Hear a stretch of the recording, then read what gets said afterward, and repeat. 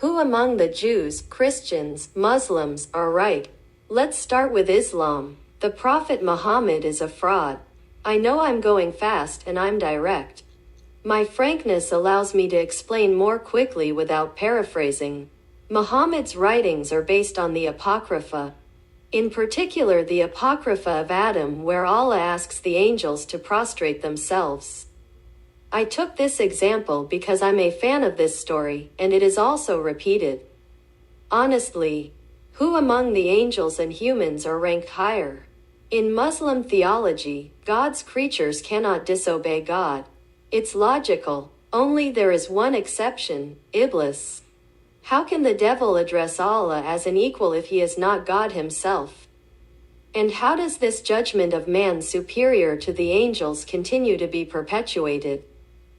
While all humans on earth see themselves as inferior to the angels, is Allah not aware of the light? And he saw that it was good, Genesis 1:4. It is so funny that in Allah's conception, mud is better than light. In other words, Caribou's devil fruit is superior or better than Kazaru's. It would even be the best in the universe. Interesting theory.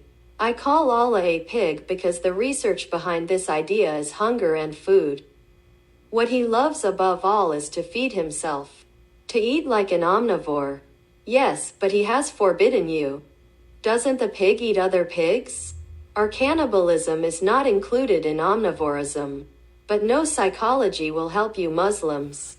Because you are the submissive of Allah, like the totem and the taboo. Glory to the one who can free himself from his chains. What does hell oof mean in French English? That hell is crazy? So by deduction he forbade you to eat hell, for fear of your follies? For fear that you would go wild? Certainly Muslims are not well guided, because they read a book called The Reminder. The reminder of what, of whom, of how? Of our erased memories? To whom is this reminder addressed? To the people who did not receive the first summons. And why would this reminder be above the first summons? You were not the first chosen, and by revolt this reminder would allow you to leave your mark on history? And to say that you are the chosen people? You must be Christian and have read the reminder to know that these are only reminders of Apocrypha. Yes, but there you have it. The illusion of being chosen makes you believe that you can flout the messages of Jesus, and moreover, believe that you are better than Jesus. I have even seen Muslims say that Jesus was Muslim. It is good to lie when it suits you, but the Quran itself says that the previous messages are better than your book. Why? Because there is nothing new in a reminder. The reminder is only there to tell you to go back and see what came before you, so as not to forget, but we have never forgotten, and so that the unbelievers can be informed. Why have we not taken the Apocrypha into account? As I like to say, the moron is the one who decides. How? He is made of choices. The choice to believe or not to believe. The cross symbolizes belief in the two paths, which are yes or no, right or left, up or down, in front or behind. Angel or demon, God or devil, yin or yang. The moron decides what is from God and what is from the devil. The Muslim has no say because he is perfectly submissive. The Muslim therefore never makes a choice in his life. Choice is forbidden to him. Isn't that right, Uncle Kazaru? Uncle from the village, Aziz Light. The third choice is only there to bring problems.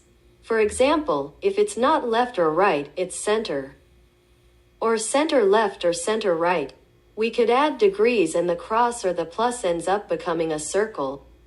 Except that the circle is not a path, it's an Ouroboros. The snake that eats its tail.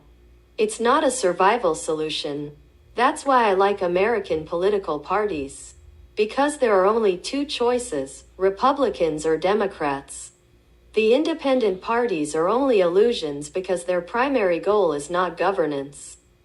Like the Quebec Bloc, and as it is stipulated in the word DNA, 3 letters to add hatred, add N.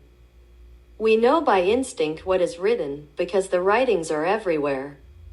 we naturally choose the liberating path of the Savior. Why do Jews wear the kippah and generally dress in black and white?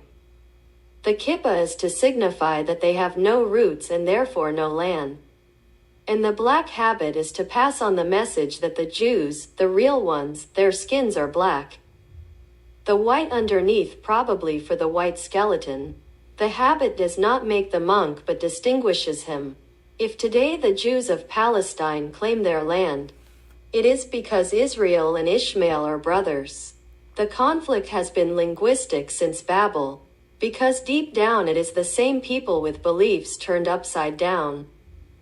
The Kabyles and the Berbers are like Israel, except that the latter speaks Hebrew and the other two speak Arabic and are perfectly converted to Islam. To the fables of this religion, Muhammad discovered nuns among Christian women and made them veiled women in Islam. Of course, I have two theories about veiled women in Islam and Christianity. First, Islam is only a copy and not the original. Second, the nuns and monks who have pledged allegiance to monasteries are solutions to combat what is now called the LGBTQ movement. In other words, in today's world, behind a so-called veiled woman can hide a man. Especially ninjas who wear the full veil. Rather than being a sexual deviant, abolish sex among people of the same sex. In short, monks and nuns are virtuous, but this virtue is lost in our current communities.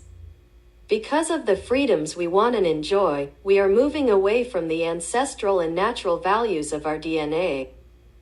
To the point of ending up anthropomorphic, bestial relationships between humans and animals to create new species like in anime? If there is no one left to say stop, you will stop yourself through war and the impositions of the dictatorship of the strongest. These are only theories that I put forward. If there is a God, he will intervene. And if there is no God, it will be the war of the strongest. Personally, the reminder helped me to know the name of Allah, because in Christianity the name of the Father is not pronounced or known. We only say H or YHWH.